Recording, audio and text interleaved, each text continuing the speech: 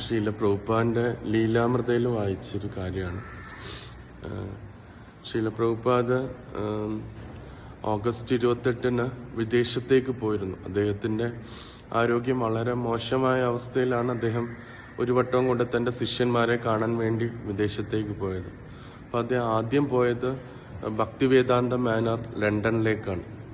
അപ്പോൾ അവിടെ അദ്ദേഹം കുറച്ച് ദിവസം തങ്ങിയതിന് ശേഷം ജന്മാഷ്ടമി വന്ന ദിവസം അദ്ദേഹം ഇംഗ്ലണ്ടിൽ തന്നെയുള്ള Radha Londonishvara temple, Bury Place temple, അപ്പം അവിടേക്ക് അദ്ദേഹം പോയി. അപ്പോൾ അവിടെ ചെന്ന് ഫസ്റ്റ് ദർശനമൊക്കെ എടുത്ത് തിരിച്ച് അദ്ദേഹം ആ ഡ്രൈവ് കാറിലാണ് പോയത്. തിരിച്ചു വന്നതിന് ശേഷം ജന്മാഷ്ടമി കഴിഞ്ഞ് അടുത്ത ദിവസം ആയപ്പോഴത്തേന് ശ്രീല പ്രഭുപാദിൻ്റെ ആരോഗ്യം പെട്ടെന്ന് അങ്ങ് ഡൗൺ ആയി. പ്രഭുപാദിൻ്റെ പ്ലാൻ എന്ന് വെച്ചാൽ ഈ ലണ്ടനിൽ ചെന്നിട്ട് അതിന് ശേഷം ഇവിടേക്ക് അമേരിക്കയിലുള്ള ശിഷ്യന്മാരെയൊക്കെ കാണാൻ പോകാമെന്നായിരുന്നു. പക്ഷെ പെട്ടെന്ന് ഡൗൺ ആയി. അപ്പം തന്നെ ശ്രീല പ്രഭുപാദ് പറഞ്ഞു, എനിക്ക് ട്രാവൽ ചെയ്യാൻ പറ്റുന്നതിൻ്റെ മാക്സിമം ഞാൻ ട്രാവൽ ചെയ്തു. ഇനി എനിക്ക് തിരിച്ച് ഇന്ത്യയിലേക്ക് വരാം. ഇന്ത്യയിലേക്ക് വരുമ്പം എനിക്ക് ബോംബെ ടെമ്പിളപ്പോൾ കൺസ്ട്രക്ഷൻ നടന്നുകൊണ്ടിരിക്കുക. ബോംബെയിൽ ശ്രീല പ്രഭുപാദ് സ്ഥാപിച്ച വിഗ്രഹമാണ് രാധാ രാസവിഹാരി. അപ്പോൾ രാധാ രാസവിഹാരി എനിക്ക് സെർവ് ചെയ്യാൻ പറ്റണം. ഞാൻ ബോംബെയിൽ ചെല്ലാം. അപ്പം എനിക്ക് ആരോഗ്യം തിരിച്ചു വരികയാണെങ്കിൽ വേണമെങ്കിൽ നമുക്ക് അമേരിക്കയിലേക്ക് വരാം എന്നുള്ള രീതിയിൽ ഇങ്ങനെ പറഞ്ഞു. അപ്പം മറ്റ് ശിഷ്യന്മാർക്കെല്ലാം വളരെയധികം വിഷമായി. ഈ അമേരിക്കയിലുള്ള ശിഷ്യന്മാർക്ക്, പ്രഭുപാദിൻ്റെ മാക്സിമം ശിഷ്യന്മാർ ആ സമയത്ത് അമേരിക്കയിലായിരുന്നു. അവർക്കൊക്കെ വിഷമായി. പെട്ടെന്ന് പ്രഭുപാദിൻ്റെ പ്ലാൻ അത് മാറിയപ്പോൾ, വരുന്നില്ല എന്ന് വിചാരിച്ചപ്പോൾ. അത് മാത്രമല്ല, പ്രഭുപാദ് അമേരിക്കയിലേക്ക് വരികയാണെങ്കിൽ കുറച്ച് നാൾ കൂടെ ഈ ലോകത്ത് തങ്ങാൻ താല്പര്യം ഉണ്ടാകുമെന്നായിരുന്നു അവർ വിചാരിച്ചത്. പക്ഷെ പ്രഭുപാദ് തിരിച്ച് ഇന്ത്യയിലേക്ക് പോവുകയാണെങ്കിൽ അവരുടെ ആ ഒരു പ്രതീക്ഷയും ഇല്ലാതായി എന്ന് വിചാരിച്ചു. അപ്പോൾ അവർക്ക് എല്ലാവർക്കും വളരെയധികം നിരാശ തോന്നി. പ്രഭുപാദിൻ്റെ പിറ്റേ ദിവസം പക്ഷെ അത്രയും വലിയൊരു ഹെൽത്ത് ക്രൈസിസ് പിറ്റേ ദിവസം ആയപ്പോഴത്തേന് കുറഞ്ഞു വന്നു. എങ്കിലും പ്രഭുപാദ് വീണ്ടും ട്രാവൽ ചെയ്യാനായിട്ട് അദ്ദേഹം ഉദ്ദേശിച്ചിരുന്നില്ല. അപ്പോൾ പ്രഭുപാദ് കൃഷ്ണൻ്റെ ഒരു ക്ലിയർ ഇൻഡിക്കേഷന് വേണ്ടി അവിടെ കുറച്ച് ദിവസം കൂടെ നിന്നു.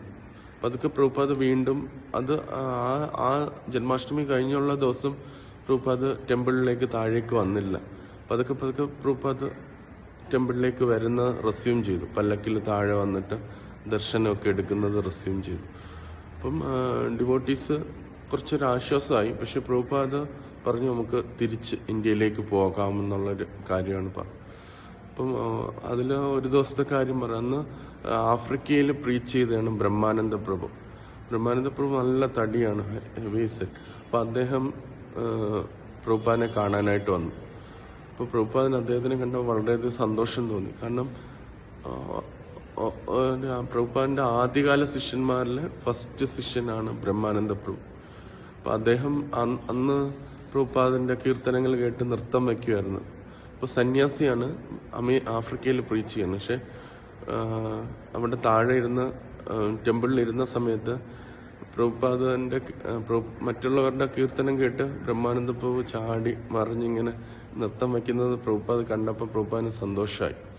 പ്രഭുപാദ് അധികം കൈയൊന്നും അനക്കത്തില്ലായിരുന്നു. പക്ഷെ അന്ന് ബ്രഹ്മാനന്ദ പ്രഭുവിനെ കണ്ടപ്പോഴത്തേന് ചിരിച്ചോണ്ട് പ്രഭുപാദ് പതുക്കെ കൈ ഇങ്ങനെ കൊട്ടി.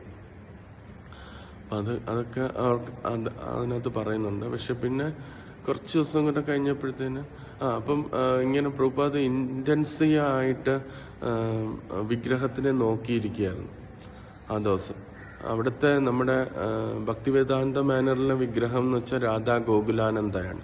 അപ്പോൾ ഇൻറ്റൻസ് ആയിട്ട് നോക്കിക്കൊണ്ടിരുന്നു. അപ്പം തമാൽ കൃഷ്ണ മഹാരാജ് അടുത്ത് വന്നിട്ട് പ്രഭുപാദിനോട് ചോദിച്ചു, പ്രഭുപാദ് അങ്ങ് എന്താണ് പ്രാർത്ഥിക്കുന്നത് എന്നിങ്ങനെ ചോദിച്ചു. അങ്ങനെ ശ്രീല പ്രഭുപാദ് പറഞ്ഞത് ഇങ്ങനെയാണ്, I am praying to Radha Gokulananda that I can serve Radha Rasavihari. ഞാൻ രാധാ ഗോകുലാനന്ദയോട് പ്രാർത്ഥിക്കുകയാണ്, എനിക്ക് രാധാ രാസവിഹാരിയെ സെർവ് ചെയ്യാനായിട്ടൊരു അവസരം തരണം എന്ന്. അതായത് ജുഹുവിലെ ഒരു വിഗ്രഹത്തിനെ സെർവ് ചെയ്യാൻ, അതായത് അതിൻ്റെ ഇൻസ്റ്റലേഷൻ കാണാനായിട്ട് എനിക്കൊരു അവസരം തരണമെന്ന് ഇവിടുത്തെ വിഗ്രഹമായിട്ടുള്ള രാധാ ഗോകുലാനന്ദയോട് പ്രഭുപാദ് പ്രാർത്ഥിക്കുകയായിരുന്നു എന്ന് ഇങ്ങനെ പറഞ്ഞു. അപ്പോൾ തന്നെ ശിഷ്യന്മാർക്കെല്ലാം മനസ്സിലായി ശ്രീല പ്രഭുപാദ് ഇനി ഫർദർ പ്ലാൻ അമേരിക്കയിലേക്ക് പോകുന്നില്ല, അദ്ദേഹത്തിൻ്റെ പ്ലാൻ തിരിച്ച് ഇന്ത്യയിലേക്ക് ബോംബെയിലേക്ക് വരണം എന്നുള്ളത്.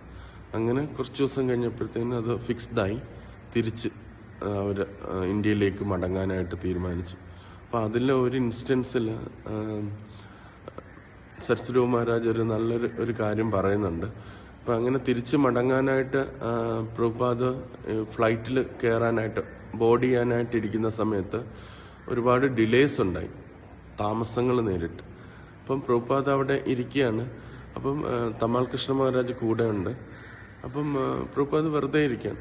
അപ്പം കുറേ സമയങ്ങൾ ഇങ്ങനെ വെറുതെ പോകുന്നുണ്ട്. പിന്നെ തമാൽ കൃഷ്ണ മഹാരാജ് എന്ത് ചെയ്തു എന്ന് വെച്ചാൽ തൻ്റെ കയ്യിലുള്ള ടേപ്പ് റെക്കോർഡറിൽ ഇയർഫോൺ വെച്ചിട്ട് പ്രഭുപാദ് ഒന്നും ചോദിക്കാതെ തന്നെ പ്രഭുപാദ് ഇരിക്കുന്ന പ്രഭുപാദിൻ്റെ അടുത്ത് വന്നിട്ട് 2 ഇയർഫോൺ പ്രഭുപാദിൻ്റെ ചെവിയിലേക്ക് വെച്ചിട്ട് ഇത് ഓണാക്കി. അതിനകത്ത് തമാൽ കൃഷ്ണ മഹാരാജ് ഈ റെക്കോർഡഡ് ആയിട്ടുള്ള കീർത്തൻസ് റെക്കോർഡ് ചെയ്ത് വെച്ചിരിക്കുകയായിരുന്നു. അപ്പോൾ അതിങ്ങനെ പ്രഭുപാദിൻ്റെ അടുത്ത് ഓണാക്കിയിട്ട് കുറച്ച് നേരം കഴിഞ്ഞപ്പോൾ ആ കീർത്തൻ പ്രഭുപാദ് കേട്ടോണ്ട് പതുക്കെ ഇങ്ങനെ തല ആട്ടിക്കൊണ്ടിരുന്നു. അത് കഴിഞ്ഞ് കുറച്ച് കഴിഞ്ഞപ്പോഴത്തേന് ബോർഡിങ്ങിനുള്ള സമയം വീൽ ചെയർ വന്നു, പ്രഭുപാദിനെ അതിലേക്ക് കൊണ്ടുപോയി. അപ്പം അതിൽ സരസ്വതി മഹാരാജ് നമുക്ക് പറഞ്ഞു തരുന്നൊരു കാര്യം എന്ന് പറഞ്ഞാൽ ആ ഒരു തമാൽ കൃഷ്ണ മഹാരാജൻ്റെ ആ ഒരു ആറ്റിറ്റ്യൂഡാണ്. അദ്ദേഹം സാധാരണ 3 തരത്തിലുള്ള ശിഷ്യന്മാരാണ് പറയുന്നത്. ഏറ്റവും താഴത്തെ ശിഷ്യന്മാർ ഗുരു പറഞ്ഞാലും അനുസരിക്കത്തില്ല. സെക്കൻഡ് ലെവൽ ശിഷ്യന്മാരെന്ന് പറഞ്ഞാൽ ഗുരു പറയുന്നത് കേട്ട് ചെയ്യും.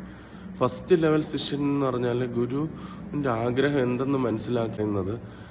ഏറ്റവും താഴത്തെ ശിഷ്യന്മാർ ഗുരു പറഞ്ഞാലും അനുസരിക്കത്തില്ല.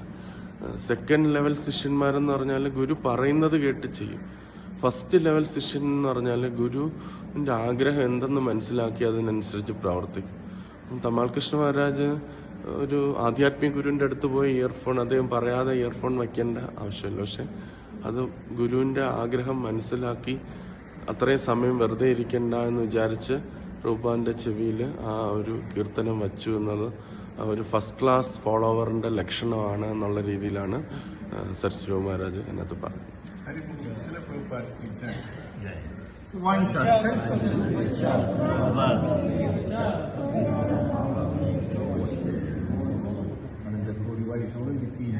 Prabhupada ki jai.